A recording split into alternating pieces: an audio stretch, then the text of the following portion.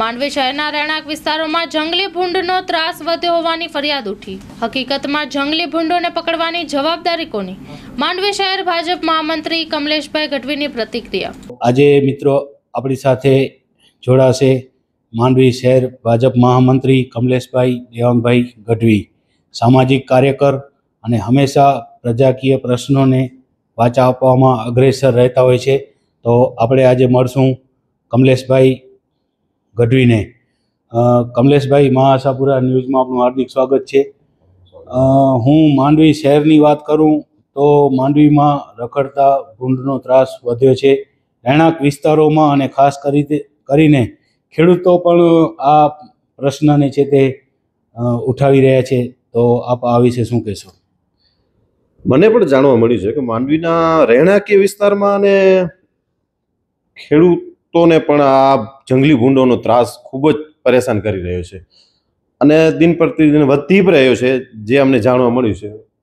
અને આ પ્રશ્ન ઉપર માંડવી નગર સેવા સદનના યુવા પ્રમુખ હરેશ વિંજોડા ખૂબ જ મહેનત કરી રહ્યા છે અને એના પાછળ એ લોકો હરેશભાઈને અમે જાણ કરી અને એને પણ જાણવા મળ્યું, એના પાછળ હરેશભાઈએ તાત્કાલિક ધોરણે એના ઉપર પગલાં લઈ એની ટેન્ડર પ્રક્રિયા કરી અને ભૂંડ પકડવાની કામગીરી પણ ચાલુ કરી નાખી છે। આજની તારીખમાં ભૂંડ પકડવાની કામગીરી ચાલુ છે। કમલેશભાઈ, હકીકતમાં જે માંડવીમાં જે ભૂંડ છે એ ક્યાંથી આવ્યા અને જે આ જવાબદારી છે એ હકીકતમાં કોના પાસે હોય છે આની જવાબદારી? પ્રથમ વાત તો હું આપના માધ્યમથી કહેવા માંગુ છું કે જે આ જંગલી ભૂંડ છે એ ભૂંડ પકડવાની કામગીરી માંડવી નગર સેવા સદનની નથી। આ ભૂંડ પકડવાની કામગીરી છે ને એ વન વિભાગની છે। કેવી રીતે?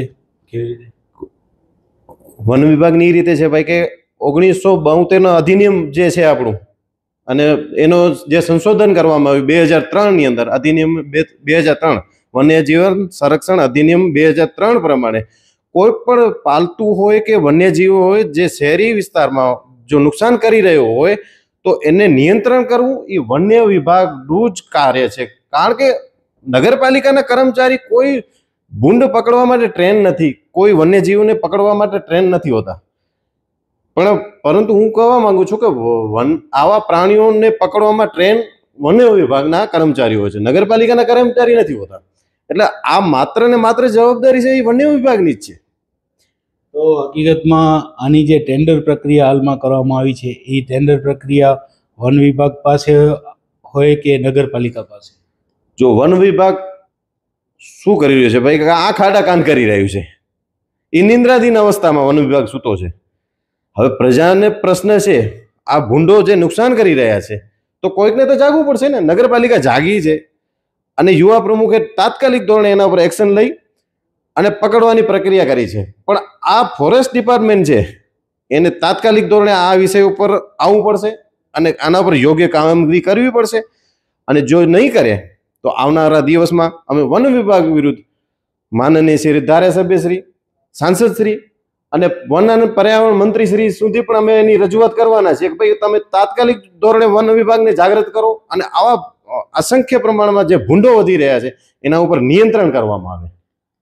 ખરેખર આ ગંભીર મુદ્દો છે કમલેશભાઈ। આપ એક જાગૃત માંડવીના કાર્યકર છો ભાજપના અને આ મુદ્દો આજે ઉપાડ્યો છે, તો હકીકતમાં જે આ ટેન્ડર એ વન્ય વિભાગનું જ કાર્ય છે। કારણ કે નગરપાલિકાના કર્મચારી કોઈ ભૂંડ પકડવા માટે ટ્રેન નથી, કોઈ વન્યજીવોને પકડવા માટે ટ્રેન નથી હોતા, પરંતુ હું કહેવા માંગુ છું કે આવા પ્રાણીઓને પકડવામાં ટ્રેન વન્ય વિભાગના કર્મચારીઓ હોય છે, નગરપાલિકાના કર્મચારી નથી હોતા।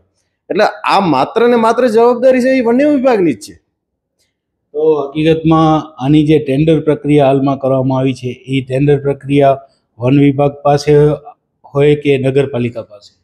જો વન વિભાગ શું કરી રહ્યું છે ભાઈ, આ ખાડા કાન કરી રહ્યું છે, એ નિંદ્રાધીન અવસ્થામાં વન વિભાગ સૂતો છે।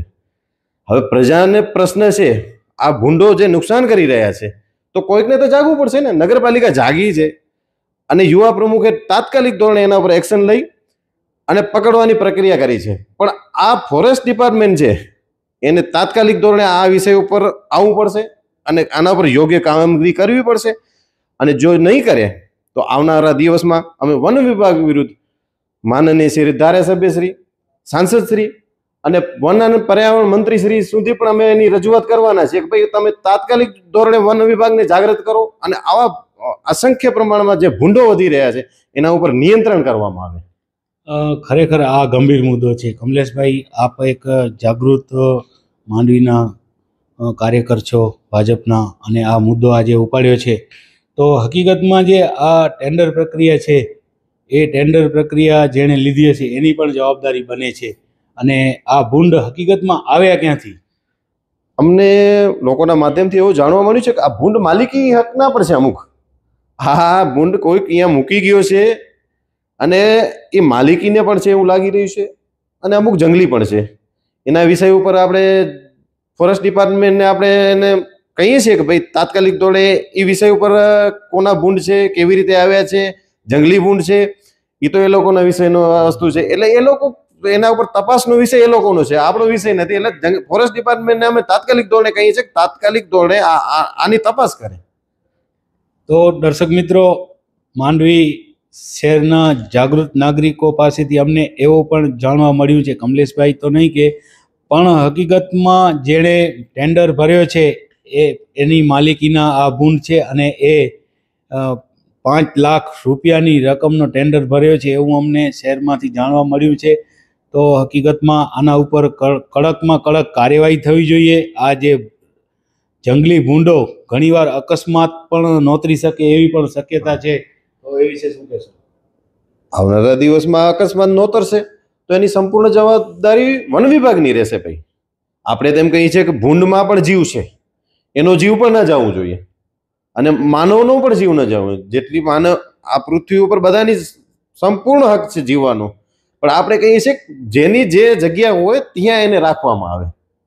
એટલે આપણે ફોરેસ્ટ ડિપાર્ટમેન્ટને એક રિક્વેસ્ટ કરીએ છીએ કે તાત્કાલિક ધોરણે એ વિષય ઉપર તપાસ કરે કે શું નિર્ણય, એના ઉપર નિર્ણય લેવો એ ફોરેસ્ટ વિભાગનો પ્રશ્ન છે. ભાઈ, તો દર્શક મિત્રો, આ હતા આજે આપણી સાથે માંડવી શહેર ભાજપ મહામંત્રી કમલેશભાઈ દેવાંગભાઈ ગઢવી, એક જાગૃત નાગરિક આપણે કહી શકીએ. તો પરેશ જોશી, મહાસાપુરા ન્યૂઝ ચેનલ, માંડવી, કચ્છ.